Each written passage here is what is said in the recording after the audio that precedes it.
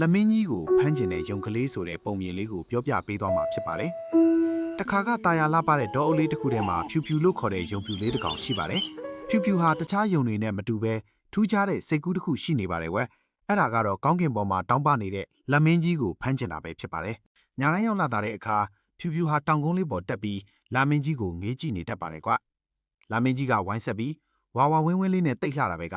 ငါသာအဲ့ဒါကြီးကိုလက်ထဲမှာကင်ထားနိုင်ရင်ဘလောက်ကောင်းမလဲလို့သူကအမြဲတွေးနေခဲ့ပါတယ်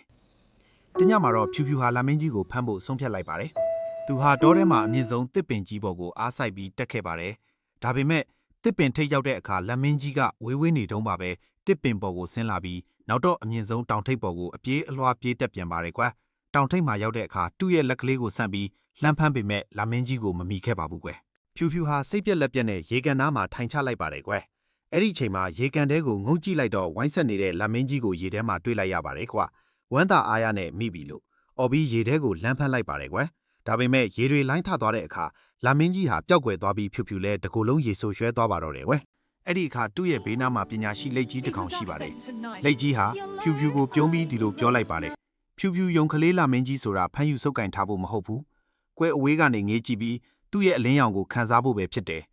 တချို့အရာတွေဟာငါတို့အပိုင်မဖြစ်နိုင်ပေမဲ့သူတို့ရှိနေတာကိုကြည့်ပြီးပျော်ရွှင်နေဖို့ပဲလို့ပြောလိုက်ပါတယ်။ဖြူဖြူဟာလက်ကြီးစကားကိုကြားတော့မှသဘောပေါက်သွားပါတယ်။အဲ့ဒီနောက်ပိုင်းမှာတော့ဖြူဖြူဟာလာမင်းကြီးကိုဖမ်းဖို့မကြိုးစားတော့ပဲတငယ်ချင်းတွေနဲ့အတူလက်ရောင်အောက်မှာပျော်ပျော်ပါးပါးဆော့ကစားရင်းလာမင်းကြီးရဲ့အလှပကိုတန်ဖိုးထားခန်းစားတတ်သွားပါတော့တယ်။ပုံမြင်ရဲ့သင်ခန်းစာဟာမိမိနဲ့မထိုက်တန်တဲ့အရာရောမဖြစ်နိုင်တဲ့အရာကိုအတင်းအဓမ္မရယူဖို့ကြိုးစားတာထက်မိမိမှာရှိတဲ့အရာနဲ့ပတ်ဝန်းကျင်ကအလှပတွေကိုကျေနပ်တန်ဖိုးထားတတ်ဖို့လိုအပ်ပါတယ်။